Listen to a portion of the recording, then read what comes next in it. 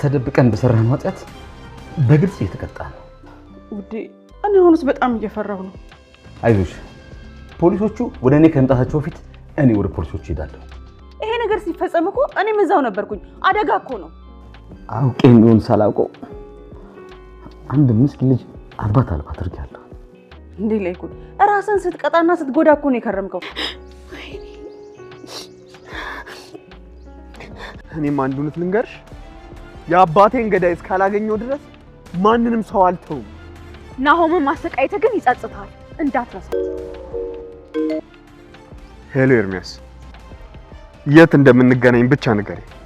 የዳግምን አባት የገደለው የሩቅ ሰው አይደለም ከመካከላችሁ ከናንተ ውስጥ ነው የሚል ጥቆማ እንዲሁም ደግሞ ከምርመራው አካል አንድ ነገር ለዳግም ተሰጥቶን ነበረ። በመጀመሪያ ይህንን ነገር እንዳያስቅ ይህንን አዲስ ነገር ቤተሰቦች ዘንድ ሄደው ሁላቸውንም ሰብስበህ ማውራት ይኖርብሃል የሚል የቤት ስራ ተሰጥቶታል። ይህንንም ነገር ዳግም ሄዶ ወደ ቤተሰቦቹ ሁላቸውንም ከሰበሰበ በኋላ አባቱ እንደሞተና ከአባቱ ሬሳ ደግሞ ከአባቱ ሬሳ ጋር የተገኘ አንዳች ለየት ያለ ነገር፣ ያ ነገር ደግሞ ብራዝሌት፣ ይህ ነገር አባቱ በእርግጥ እንደሆነ በዲኤንኤ ምርመራ ገና ያልተረጋገጠ ሲሆን ዳግም ግን የዲኤንኤ ምርመራ አያስፈልገኝም፣ ይህንን ነገር እኔ አውቀዋለሁ፣ ይህ ነገር የአባቴ ነው፣ ይህ ብራዝሌት የአባቴ ነው፣ ምክንያቱ ደግሞ ይህንን ብራዝሌት ለልደቱ ገዝቼ የሰጠሁት እኔ ነኝ የሚል ስውር ጽሑፍ እንዳለው፣ ያን ስውር ጽሑፍ ደግሞ እሱ ብቻ እንደሚያውቀው ማንም እንደማያውቀው፣ ስለዚህ የዲኤንኤ ምርመራ አያስፈልግም፣ አውቀዋለሁ፣ አባቴ ሞቷል፣ አባቴ ተገሏል፣ ምናልባትም ደግሞ ገዳዩ አይኔ ስር ያለ ሰው ይሆናል በማለት ቤተሰቦቹን ጠያቄ ለማድረግም እየሞከረ ነበረ። ምናልባትም ደግሞ በግልጽ ምናልባትም የአባቴ ገዳይ አይኔ ስር ያለ ይሆናል በማለቱ ቀደም ብሎ ዳግም ይህንን ነገር ሲናገር ቀደም ብሎ ናሆም ይህንን ነገር እንዴት ትናገራለህ? ቤተሰቦቼን እንዴት እንደዚህ ትናገራለህ? በማለት የቤተሰብ አባል ማንኛውም የቤተሰብ አባል የሚያደርገውን ነገር እንደ ወንድ ልጅ የሚያደርገውን ጥቃት ሲመጣ የሚመክተውን እንደማንም ቤተሰብ ታዲያ ናሆም ይህንን ቃል ተናግሮ ነበረ።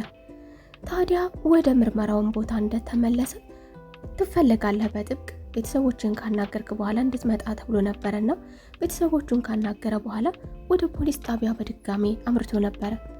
ወደ ፖሊስ ጣቢያ በሄደበት ጊዜ ታዲያ በቤተሰቦች መካከል ልዩነት ያየበት ሰው ነበረ ወይ?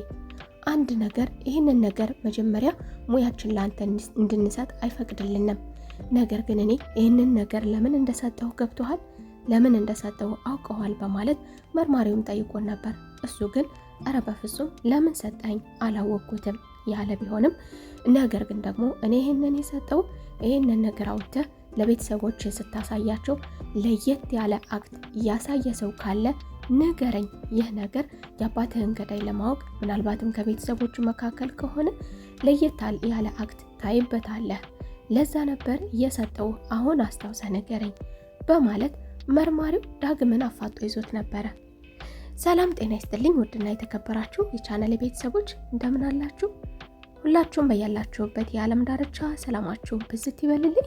ለቤቴ አዲስ የሆናችሁ የደወል ምልክቷን በመጫን ቤተሰብ ይሁኑ። እንዲሁም ቪዲዮውን ከወደዳችሁት ላይክ ማድረግ አትርሱ።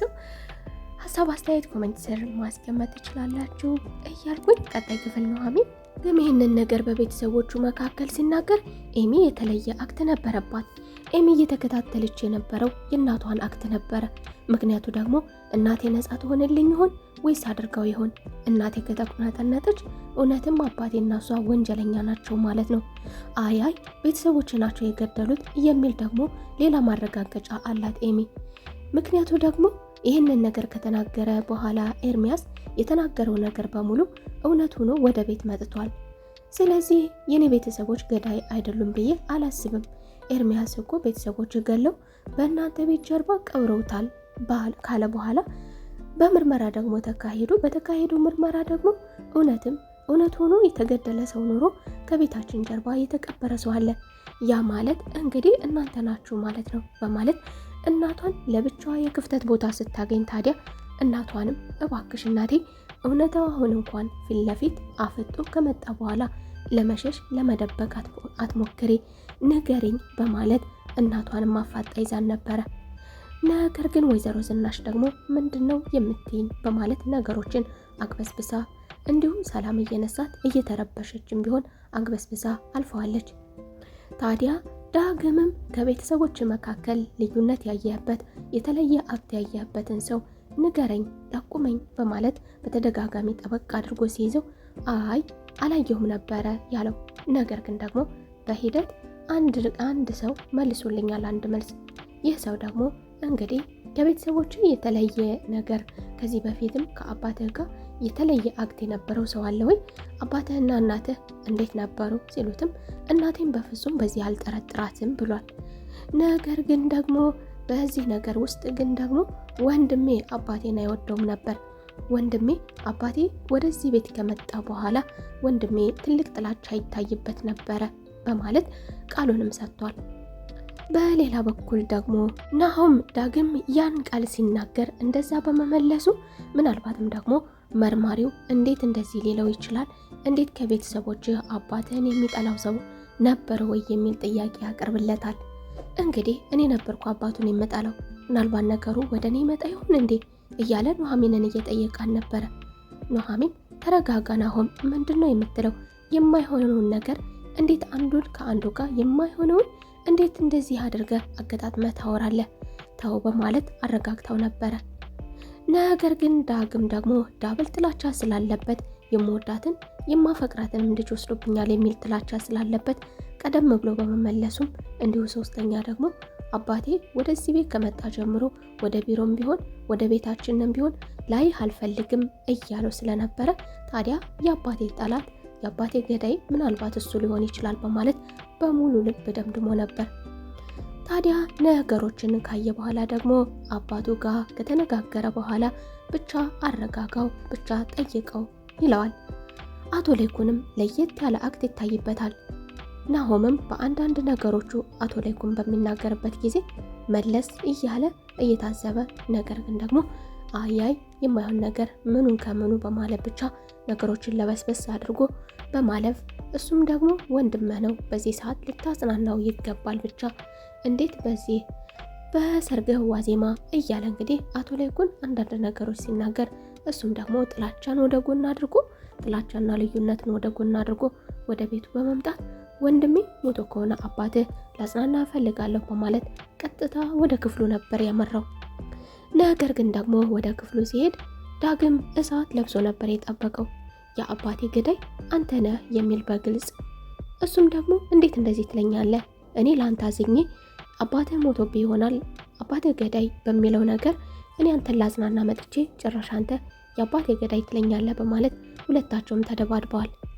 ታዲያ የሁለታቸው መደባደብ ደግሞ ወይዘሮ ዝናሽ ወደ ክፍላቸው የሮጠች በመሄድ እንዴት እንደዚህ ታደርጋለህ? እንዴት ወንድምህን ትጠረጥረዋለህ? እንዴት በዚህ ልክ ወንድምህን ትጠላዋለህ?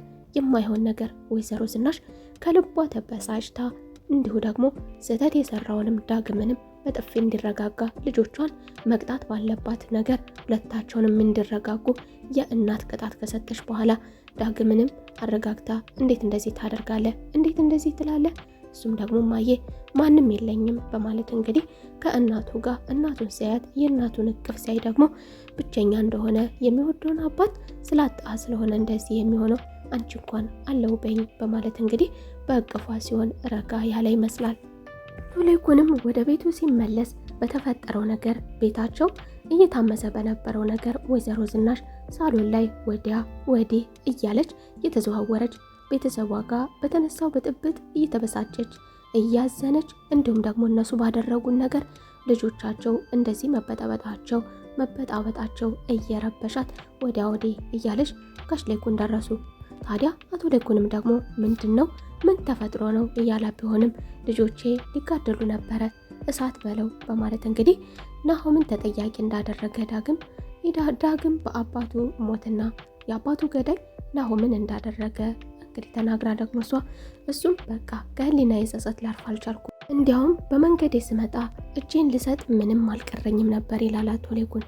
ታዲያ አቶ ላይኩንም ደግሞ የሆዱን እየተናገረ ወይዘሮ ዝናሽ ጋር ማንም የለም በማለት እየተነጋገሩ ኤሚ የእናቷና በእናቷና በአባቷ ውስጥ ያለውን በሁለታቸው መካከል ያለውን የተደበቀ ሚስጥር አሁን ላይ ኤርሚያስ የነገራትን ነገር ውሸታም ነው እያሉ ቢሆንም ነገር ግን እውነታውን ተደብቃ በማዳመጥ እናቷና አባቷ ከዚህ ነገር ነፃ ቢሆኑልኝ ምን ነበር ባይሆኑ እያለች የምትመኘውን ነገር እናቷና አባቷ እንደገደሉት ነገር ግን ደግሞ ይህ ነገር በስህተት እንደተፈጠረ ለዚህ ነገር አቶ ላይኩን ተጸጽቼ እጄን መስጠት ይኖርብኛል ሲሉ ወይዘሮ ዝናሽ እሱ ምንም ብሎ ባይመጣ ኖሮ ይህ ነገር አይፈጠርም ነበር። ስለዚህ ተጠያቂዋ እኔ ነኝ እጄን መስጠት ያለብኝ እያለች በሌላ በኩል ደግሞ ወይዘሮ ዝናሽ እንግዲህ ኤሚ በቤተሰቦቿ እንደዚህ መበጣበጥ ነፍሰ ገዳይ በመሆናቸው እያዘነችም ጭብር እውነታውን አረጋግጣለች። አሜም በሰርጋቸው ዋዜማ ዳግም እንደዚህ አይነት ብጥብጥ በማንሳቱ እየተበሳጨች ታዲያ ዳግምን ለማናገር እሷም ቀጠሮ ይዛ ነበረና ወደ ተቀጣጠሩበትም ቦታ ሄዳ ነበረ። እንዴት እንደዚህ ታደርጋለህ? እኔ ያንተ መሆን ስላልቻልኩኝ ብቻ እንዴት እንደዚህ ታደርጋለህ? እንዴት ናሆምን በአባትህ ነፍስ በአባትህ ግድያ እንዴት ናሆምን ተጠያቂ ታደርጋለህ? በማለት እሱን በጥብቅ እንዲሁም ደግሞ ስሜ እንዳታነሳ በማለት የእሷን ፊት እንደምትነሳው ነግራውም ሲለያዩ እንግዲህ ከሷ ደግሞ ከኑሐሚን ጋር ከተለያዩ በኋላ ደግሞ ቀጣዩ ቀጠሮ ከኤርሚያስ ጋር እንደሚሆንና ኤርሚያስ ጋር መጣሁልህ እውነታውን እንግዲህ ኤርሚያስ ያዘው ነገር ውሸት አለመሆኑንም እየተናገረ ኤሚም ደግሞ ውሸት በሆነ እያለች የነበረውን ነገር እንዴት አድርጌ ላስቆመው ኤርሚያስንስ ቢሆን እንዴት አድርጌ ላስቆመው እያለች እንግዲህ በዚህ ሰዓት እሳት በሆኑበት ሰዓት በዚህ መካከል በዚህ ጊዜ በመካከላቸው ገብቶ ዳግምን ይበልጥ ደግሞ ለማሳበድ ዳግምን ቀጠሮ ይዞለታል። ዳግምም ከተመለሰ በኋላ እንግዲህ እስኪ የት እንደምትገቡ አያችኋለሁ እያለ እየፎከረ ቤታቸውንም እሳት እንደሚያደርገው እየተናገረ ወደ ኤርሚያስ አምርቷል። እነሱም ለሰርጋቸው ሰርጉ መቆም የለበትም እያሉ ደፋ ቀና እያሉ ዳግምም በሰርጋቸው ዋዜማ ሀዘን ሊያደርግባቸው ምናልባትም ደግሞ የአባቴ ገዳይ ናሆም ይሆናል ናሆምን እቀጣለሁ የሚል እንግዲህ ኤርሚያስም በሌላ በኩል ሌላ ጥላቻ ስላለው ይበልጥ ደግሞ የሱ ጠላት እንዲሆንና ከሱ ጋር ችግር እንዲፈጥርም እያደረገው ነው። ሀሳብ አስተያየታችሁን ኮሜንት ላይ ማስቀመጥ ትችላላችሁ። የዛሬው ክፍል ይህንን ይመስል ነበር። በቀጣይ ክፍል ተመልሰን እስከምንገናኝ መልካም ቆይታ። ወዳችኋለሁ።